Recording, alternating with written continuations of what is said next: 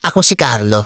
Pio, pero hindi manloloko. Una pa lang sasabihin ko na sa inyo, mas kilala nga pala ako sa pangalang Carl. Dahil yun ang pinansag ko sa sarili ko simula nung nag-training ako dito sa aking trabaho.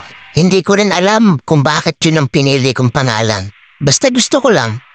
Gusto ko lang. Para sa akin kasi, napakasarap sa tenga at kinatawag kang Carl. Hindi sa pangalan mo dati, sa pangalan mo kung ano ka. Yung pangalan na bago, para sa pagbabago. Ayoko na kasi gamitin yung palayaw ko. Alam niyo kung bakit? Yung palayaw ko kasi, marami ng gulong pinasok yun. Marami ng problemang dinala yun. Puro sakit sa ulo sa magulang ko simula nung daladala ko yung palayaw na yun. Yung nanay ko, nandyan lang yung palagi at sumasaklolo sa akin pag napapatrobol ako. Yung palayaw ko na kasi na yun, gamit na yun lalo na sa barangay. Inaamin ko, sakit sa ulo talaga ako dati. Pero ngayon, syempre, gusto ko na magbago. At nagsisimula pangalan po dito ang kwento ko. Ako si Carlo. Ako si Carlo na matigas ang ulo. Ganito kasi yon. Nag-aaral pa ako ng high school. Tandang-tanda ko pero hindi ko makakalimutan.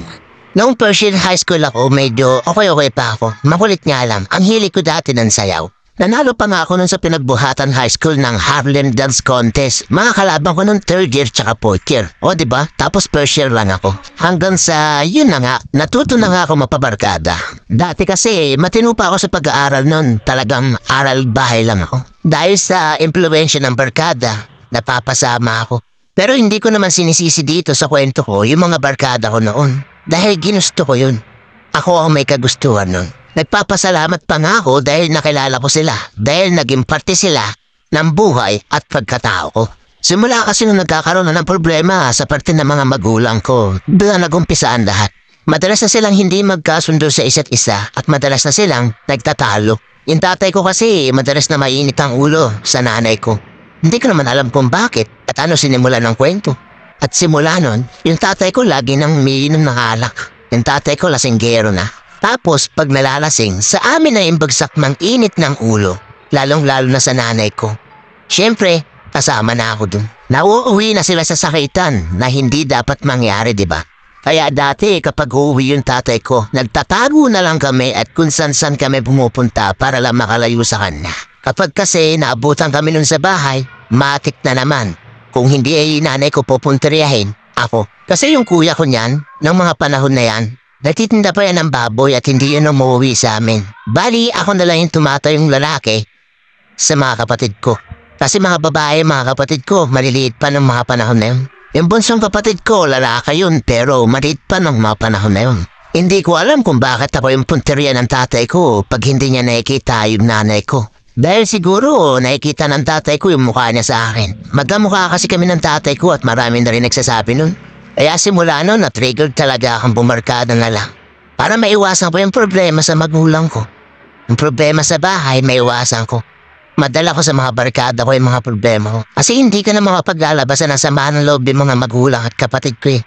Kundi naglalabas ako ng samahan ng loob doon sa mga barkada ko. Kahit papano gumagaan yung pakaramdam ko kapag nagsasabi ako ng mga problema ko sa mga barkada ko, ha? Ang mga panahon na yun, doon ako natutong manigarilyo, uminom ng alak, at kung ano-ano pang bisyo. Pero hindi ko napasukan yung pag-a-addict.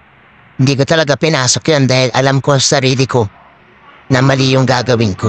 At doon na ako natutong lumaban, sumagot sa mga magulang ko, lalong-lalo na sa tatay ko. At tapos na nga ako noon sa mga masayang araw. At natapos na rin ako sa pag-first year high school ko noon. Bali, second year high school ako, doon ko nalaman lahat. At doon ko natutunan yung mga bagay na hindi ko dapat matutunan. Dito na ako nagloko sa pag-aaral ko. At dito ako natutong mag-over the bakod sa eskwelahan. Para lang lumakwatsa kasama ng barkada. Siyempre, hindi yun alam ng mga magulang ko. At sarili ko na rin diskarte kung paano yun malalaman ng magulang ko. One time man, nag-guidance ako dahil nahuli pa nga ako sa pagkakating. Nakikipag-away lang kasi ako sa labas na eskwelahan noon. At doon na nga nalaman ng nanay ko yung mga pinaggagawa ako sa eskwelahan. Yung nanay ko lang kasi sumasaplolo sa akin kapag nakakagawa ako ng problema. Yung tatay ko kasi nakakatakot yun.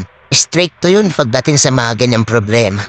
Yung nanay ko naman, maglilihim yan sa tatay ko kung ano yung pinaggagawa ko, bakit siya napatawag sa eskwelahan ko. Siyempre, dala ng takot at pagtatanggol sa akin ng nanay ko. At nadamay sa mga init ng ulo ng tatay ko. Ganun kasi yung nanay ko sa amin at wala akong masasabi sa nanay ko, hindi napakabait nun. Nililihim ng lahat sa tatay ko para lang hindi kami pagalitan. Hanggang sa huminto na nga lang ako sa pag-aaral nun dahil wala naman nangyayari. Kundi puro sakit lang ng ulo binibigay ko sa nanay ko. Sayang lang yung pinababaon sa akin. At simula nung huminto ako sa pag-aaral ng second year high school ako, may bago na naman ako na barkada, na tropa. At bago ko nga ikwento yung mga bago ko nakilala na tropa, hanggang dito na lang muna. See you for the part 2 ng ating kwento. Para habang abamba.